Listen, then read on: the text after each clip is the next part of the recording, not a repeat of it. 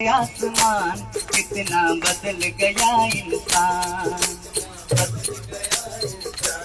कितना बदल गया इंसान। देख तेरे संसार की हालत क्या हो गई भगवान, कितना बदल गया इंसान, कितना बदल गया इंसान।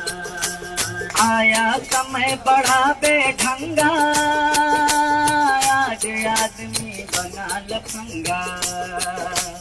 आया समय बड़ा बेढंगा, आज आदमी बना लफंगा। कहीं पे झगड़ा कहीं पे दंगा, नाच रहा नरभूकर नंगा। कहीं पे झगड़ा कहीं पे दंगा। नमस्कार दोस्तों, खबर लेरिया चैनल में आप सबका बहुत बहुत स्वागत है। आज मैं आपको बताऊंगी वाराणसी जिले सास्ते घाट पे महिला सम्मान सुरक्षा को लेकर के जागते रहो भारत यात्रा दखल संगठन और इसमें लोक चेतना कई ऐसे संगठन के द्वारा निकाला गया था, जहां पे नुक्कड़ नाटक लोकगीत के माध्यम से और लोगों को समझाया जा रहा है। तो आप बने रहिए यार, बात भी करेंगे। देख सकते हैं अभी लोकगीत के माध्यम से लोग किस तरह से लोगों को जागरूक कर रहे हैं। राम के भक्त रहीम के बंदे रचते आज। कितने मक्कार ये अंधे, देख लिए इनके सब धंधे। कितने मक्कार ये अंधे, देख लिए इनके। इन्हीं की काली करतूतों से हुआ ये मुल्क मसान, कितना बदल गया इंसान, कितना बदल गया इंसान। देख तेरे संसार की हालत क्या हो गई भगवान, कितना बदल गया इंसान, कितना बदल। जो हम आपस में न झगड़ते, बने हुए क्यों खेल बिगड़ते। जो हम आपस में न झगड़ते, बने हुए क्यों। काहे लाखों घर ये उजड़ते, क्यों ये बच्चे माँ से बिछड़ते। काहे लाखों घर ये उजड़ते, क्यों ये बच्चे फूट फूट कर क्यों रोते प्यारे बापू के प्राण। कितना बदल गया इंसान, कितना बदल गया इंसान। देख तेरे संसार की हालत क्या हो गई भगवान, कितना बदल गया इंसान, कितना बदल गया इंसान। सूरज न बदला चांद न बदला, न बदला रे आसमान, कितना बदल गया इंसान, कितना बदल गया इंसान, कितना बदल गया इंसान।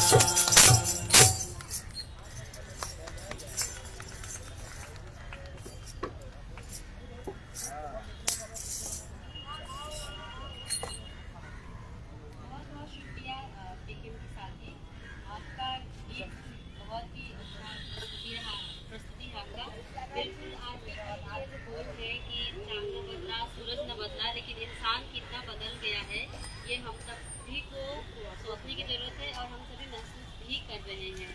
तो मैं आगे जम्मू मैम को बुलाना चाहती हूँ, वो कुछ अपने बारे में और इस यात्रा से जुड़ी और इस यात्रा से जुड़ी उद्देश्य जो भी लेकर के निकले हैं उसके बारे में बताएंगे। तो मैं बता दूँ कि आनंदी बेन 78 वर्ष की हैं और आज उनके अंदर इतनी ऊर्जा है कि वो इसमें 8 मार्च से यह यात्रा शुरू हुआ है और आज मई चल रहा है और जुलाई में ही समाप्त होगा। इतना लंबा यात्रा लेकर निकली है और इन्होंने पढ़ाई के दौरान से ही कई यात्राएं निकाली हैं, जिसमें कि पद यात्रा काफ़ी पद यात्रा में शामिल हुई है, जिसका नाम है गौ रक्षा पद यात्रा, शांति सेना पद यात्रा, स्त्री शक्ति जागृति पद यात्रा, श्रम शिविर पद यात्रा, ये सब विभिन्न पद यात्रा भी पूरे भारत में उन्होंने निकाला है। और ये बीए की शिक्षा जब समाजशास्त्र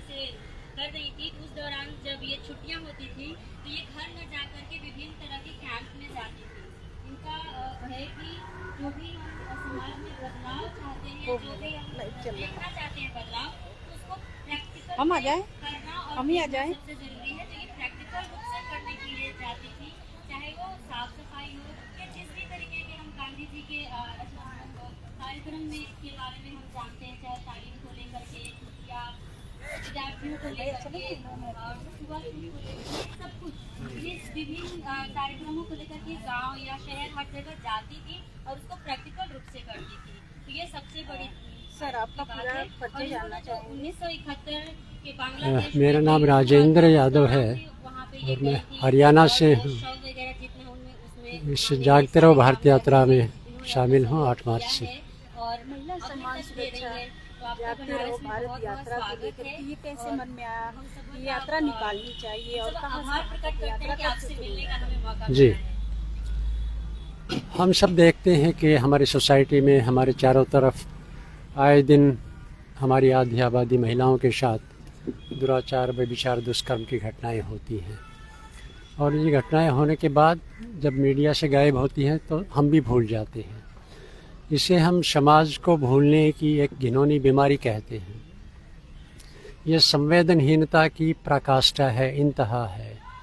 इस भूलने की बीमारी के खिलाफ सरकार और समाज दोनों को जगाने का नाम जागते रहो भारत यात्रा है।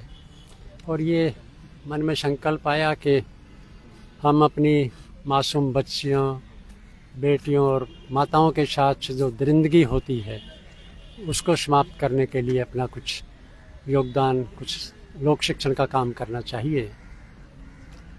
तब 8 मार्च को अंतर्राष्ट्रीय महिला दिवस को राजस्थान के माउंट आबू से ये यात्रा शुरू की। ये 90 दिन की यात्रा है, देश के 20 राज्यों में जाएगी, 18,000 किलोमीटर की यात्रा है और दिल्ली में इसका 7 जून को पड़ाव है। यात्रा कब से शुरू की गया था और आगे अभी कब तक चलेगा? यात्रा से लोगों को किस तरह की जागरूकता मिलेगी?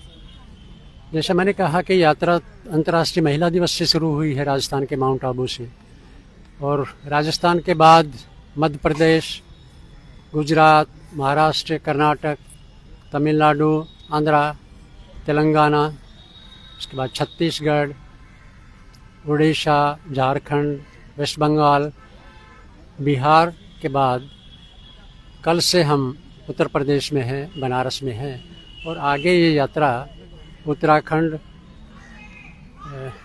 यूटी, चंडीगढ़, पंजाब, हरियाणा होते हुए दिल्ली पहुंचेगी। आगे की क्या रणनीति है इस यात्रा को ले जाने के लिए? कितनी संख्या में लोग हैं? देखिए, ये यात्रा जब का प्रारूप बना तो 2-3 संस्थाएं इसमें शामिल थी, लेकिन अभी तो देश भर में 100 से ज़्यादा समाचार संगठन इस अभियान से जुड़ चुके हैं। इसलिए अब ये राष्ट्रीय अभियान बन चुका है। देश भर में इस मुद्दे को लेकर के लोगों में बहुत संवेदना है। इस मुद्दे के साथ लोग डटकर खड़े हैं और जैसा हमने तय किया था कि यह केवल 3 महीने की यात्रा रहेगी, लेकिन अब देश भर में लोगों से मिल रहे सुझाव के आधार पर ये तय किया गया है कि ये मुद्दा तब तक जीवित रहना चाहिए जब तक हम महिलाओं की सुरक्षा सुनिश्चित नहीं कर पाते हैं। इसलिए ये अभियान यात्रा के बाद भी राज्यवार, जिलेवार, शहरवार जारी रहेगा। देख सकते हैं कि गुजरात से भी आई हैं और हम थोड़ी बात कर लेते हैं। आपका बहुत बहुत स्वागत, बनारस में आई हैं। धन्यवाद। तो आपका नाम बता दीजिए और उसके बाद यात्रा जो शुरू किया इसका क्या उद्देश्य होगा आने वाले भविष्य के लिए या महिलाओं के लिए?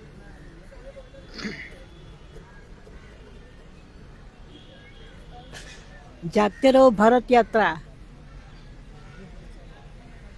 ये जो मुद्दा लेकर हम निकले हैं, महिला सुरक्षा और महिला सम्मान, ये आज की पीड़ादायक समस्या है और ये समस्या, ये दर्द लेकर के हम समाज को और खुद को जागने के लिए, ये एक लोक शिक्षा, लोक जागरूकता काम के लिए हम निकले हैं। मुझे आज यहाँ बहुत खुशी है कि हम लाखों निराश में अमर आशा छिपी है।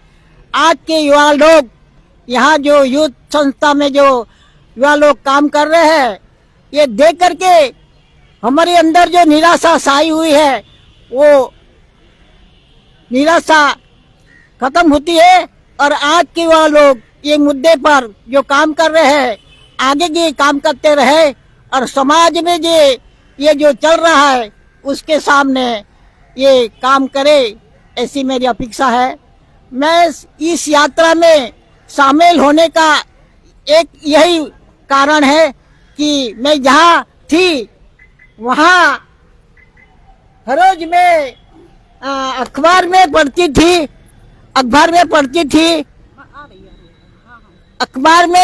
थी और ये जो छोटी छोटी बच्चियों पर, महिलाओं, माताओं पर जो दुष्कर्म, बलात्कार और उसका खून हो रहा था, ये पढ़ करके मुझे बहुत ही परेशान होती थी, बहुत दुख होता था। क्या करना चाहिए ये मन में समस्या, क्या करना चाहिए ये मैं सोचती थी।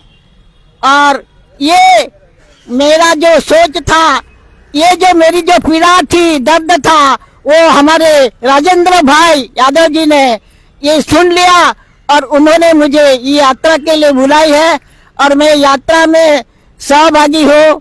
मुझे जो हो सके इतना मैं उसको सहयोग करती हूँ। और मेरा आप सबको यह है कि ये आज की युवा पीढ़ी है वो इस मुद्दे पर काम करे और समाज को खुद तो जागे और समाज को भी जगाए, यही मेरी अपेक्षा है।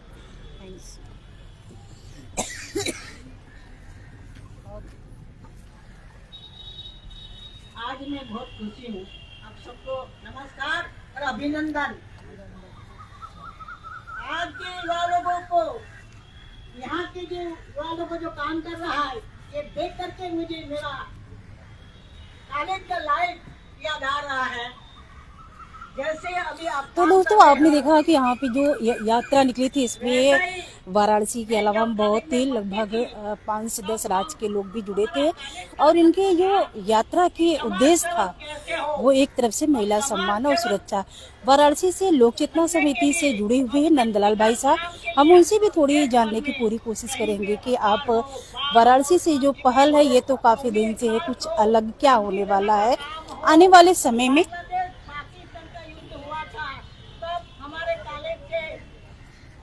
हमारा प्राध्यापक गण और हम विद्यार्थी लोग मिलके वहाँ काम करने के लिए गए थे। वहाँ हमने एक बड़ी उठाई थी और वहाँ हमने सफाई का भी काम किया। तो वहाँ के जो शरणार्थी आए थे बांग्लादेश से, वो सबको हमको देख कर कहते थे कि ये गुजरात के बंगी आए हैं। तो बाद में पता चला कि ये कॉलेज में पढ़ने वाले लड़के लड़कियाँ हैं और प्राध्यापक है। तो ऐसे हमारे कॉलेज में आजकल युवाओं को जीवन का लक्ष्य ऊंचा रखना चाहिए और हमारा जो लक्ष्य ऊंचा होगा तभी हम आगे बढ़ सकते हैं। मुझे बड़ी खुशी है कि आप सब समाज की सेवा के लिए और हमारा जो मुद्दा है उसको लिए काम कर रहे हैं। बहुत बहुत धन्यवाद। मैं एक क्रांतिकाल आपको सुनाऊंगी। आ जाइए आप छोटी से शॉर्टकट में थोड़ा सा बताइए। आप सब रिकॉर्ड कर ही मैम आपका नाम जानना चाहेंगे? मेरा नाम इंदु है और मैं दखल संगठन से हूँ। आज आप लोगों ने देखे हैं कि महिला सम्मान सुरक्षा जागते रहो भारत यात्रा ये कहाँ से निकली थी, इसको निकालने का उद्देश्य क्या है? जी ये 8 अप्रैल से माउंट आबू से शुरू हुई है और दिल्ली तक जाएगी और इसका उद्देश्य है कि जिस तरह से रेप की घटनाओं को लोग भूलते जा रहे हैं, ऐसे लग रहा है कि रोज का हो रहा है, तो इसलिए इसका नाम रखा गया है कि जागते रहो, ताकि लोग जागिए, क्योंकि ये पहले से और ज़्यादा बढ़ता जा रहा है और लोग इसको ऐसे ही ले रहे हैं जैसे सुबह शाम हो रही है। तो इसका उद्देश्य यही है कि लोगों को जगाते रहना है।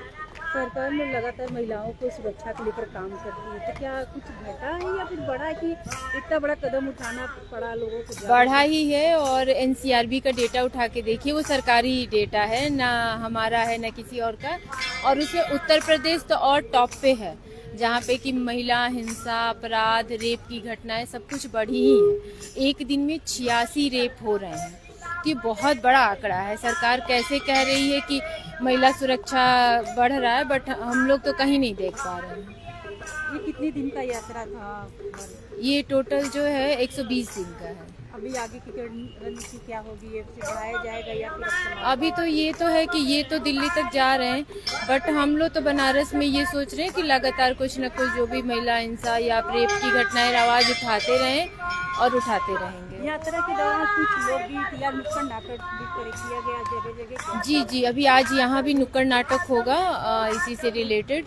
तो लोग मिल रहे हैं, सपोर्ट कर रहे हैं, और ये 6 लोग हैं जिसमें जो लोग यात्रा लेके निकले हैं। और देखिए आगे क्या हो पाता है। हमारा काम है दखल देते रहना।